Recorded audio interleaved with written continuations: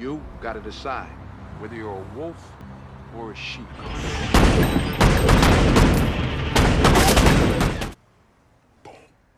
When Training Day arrived in cinemas, it exploded onto the scene, instantly becoming a massive classic thanks to its raw power, relentless tension, and unforgettable characters. At the heart of that impact is Denzel Washington, delivering a performance so commanding and unpredictable that it cemented his place as one of the greatest actors of his generation. But beyond the adrenaline-fueled action and pulse-pounding suspense lies an entire layer of hidden brilliance. This movie is packed with shocking secrets, subtle clues, and mind-blowing details that most viewers never catch. From the fact that Alonzo Harris was almost played by Samuel L. Jackson, to Tobey Maguire nearly landing the role of Jake Hoyt. In this deep dive, we're peeling back every layer to reveal just how much is really going on beneath the surface of Training Day. So, without further ado, let's get into it. Denzel Washington has often said that Detective Alonzo Harris is his favorite character he has ever played, even though he was initially unsure about taking the role. At first he hesitated because Alonzo is such a dark, morally corrupt figure, and Denzel was known mostly for heroic or noble characters. But once he committed, he embraced the challenge of playing someone unpredictable, dangerous, and charismatic. That risk paid off, and Alonzo became one of his most iconic performances, earning him an Academy Award and giving him a character he still talks about with pride.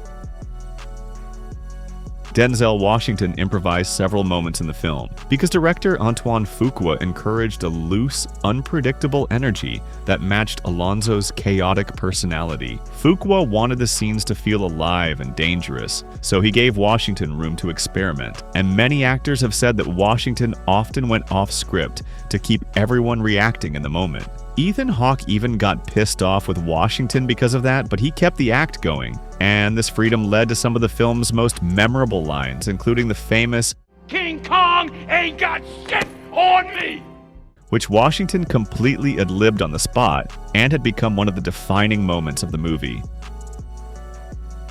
During the tense scene where Jake plays cards with the Latino gangsters, director Antoine Fuqua secretly gave special instructions to the actors playing the gang members without telling Ethan Hawke. Fuqua wanted Hawke to feel genuinely unsure and off balance, just like his character would in that dangerous situation. Because Hawke didn't know what the other actors were planning to do or say, his reactions became more real, which made the moment feel unpredictable and truly threatening on screen. Additionally, Hawke stated in interviews that Denzel Washington was actually on set during the filming of that scene, and he couldn't resist joking about what he saw. After watching how strong the performances were, Washington laughed and said, "Damn, this is going to be the best scene in the movie, and I'm not in it," as he understood how powerful that moment was, even without his character being part of it. Terry Crews ended up in the movie in a very unexpected way. He wasn't originally cast, but was invited to visit the set by his friend, location manager Earl West. While he was there, director Antoine Fuqua noticed him and immediately asked if he wanted to appear in the movie as an uncredited gang member. Crews agreed, and during his time on set, he even managed to sneak a quick look at Denzel Washington's script. On the cover, Washington had written the line, "For the wages of sin is death," which Crews remembered because it perfectly matched the dark moral themes of the film and showed how deeply Washington connected with the character of Alonzo. Scott Glenn and Denzel Washington share an interesting connection through the character of Creasy from A.J. Quinnell's Man on Fire. Glenn first played the role in the 1987 film adaptation, portraying Creasy as a hardened but protective former operative. Years later, Washington took on the same character in the 2004 remake, giving the role a more emotional and intense interpretation that became one of his standout performances. Even though the two films are very different in style and tone, both actors left their own mark on the same character. Before Antoine Fuqua became involved with Training Day, the movie was originally set up very differently, with Davis Guggenheim attached to direct and Samuel L. Jackson lined up to play Detective Sergeant Alonzo Harris, while Matt Damon was expected to play rookie officer Jake Hoyt. Christian Bale auditioned for the role of Jake, and David Ayer liked him so much, he gave him the role of Jim in Harsh Times. Tobey Maguire was also seriously considered for the role of Jake, and he took the preparation extremely seriously. He spent 2 months riding along with undercover narcotics officers in Los Angeles, and even gained weight to better fit the part. Despite all that effort, he was ultimately dropped from the project when Ethan Hawke, who was Fuqua's first choice for the role, finally became available for the shooting schedule. When talking about casting Hawke, Fuqua explained why he felt Hawke was perfect for the role, saying, "There's something innocent about Ethan. He's such a nice guy, but there's something in his eyes that tells you he's seen something." Fuqua believed this mix of natural goodness and a hint of deeper experience made Hawke believable as a young cop who wants to do the right thing, but is suddenly thrown into a world of corruption and danger. Additionally, Mickey Rourke was also Fuqua's first choice for the part of Roger, but the studio turned his request down.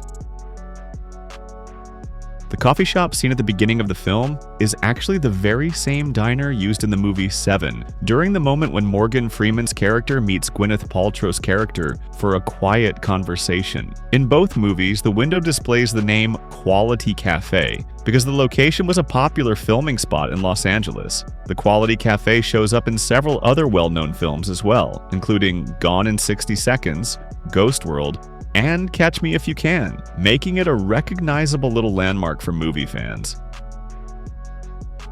Eva Mendes revealed in a 2014 interview that the decision for her character to appear nude in the movie was completely her idea. She brought the suggestion to director Antoine Fuqua during filming, and he agreed because it fit the raw, unfiltered tone of the movie. Mendes explained that she has never had an issue with nudity, but she only does it when it serves a real purpose in the story, not for shock value or attention. As she put it, quote, "I've never had a problem with nudity, but I don't put it out there without a reason. I'm not an exhibitionist, but honestly, for my art, I'll do anything almost." The studio originally wanted to cut the Three Wise Men scene featuring Raymond J. Barry, Tom Berenger, and Harris Yulin, but director Antoine Fuqua fought hard to keep it in the film. He believed the scene was essential because it shows that Alonzo's corrupt behavior isn't just his own doing. It's actually supported and protected by powerful people above him. By keeping this moment, Fuqua made it clear that Alonzo operates within a larger system of authority that allows and even benefits from his actions, showcasing how high the corruption goes. Noel G., Tom Berenger, and Raymond J. Barry were the only actors from Training Day who returned to reprise their same characters in the short-lived TV series based on the movie. While the show introduced new storylines and a mostly new cast, these three actors carried over their original roles, creating a small but direct link between the film and the series. Their return helped maintain a bit of continuity, showing that even though the series was largely a fresh take, it still honored key pieces of the movie's world. And that wraps up this deep dive into Training Day, a film that still hits with the same intensity it had back in 2001. Whether it's the razor-sharp writing, the moral ambiguity, or Denzel Washington delivering one of the most electrifying performances ever put on screen, this movie continues to spark conversations about power, corruption, and the thin line between justice and survival. So if you enjoyed exploring the layers, secrets, and behind-the-scenes details of this flick, make sure to hit that like button and subscribe so you don't miss the next breakdown. There's plenty more deep dives coming your way. Until next time, thanks for watching, stay sharp, and we'll see you in the next one.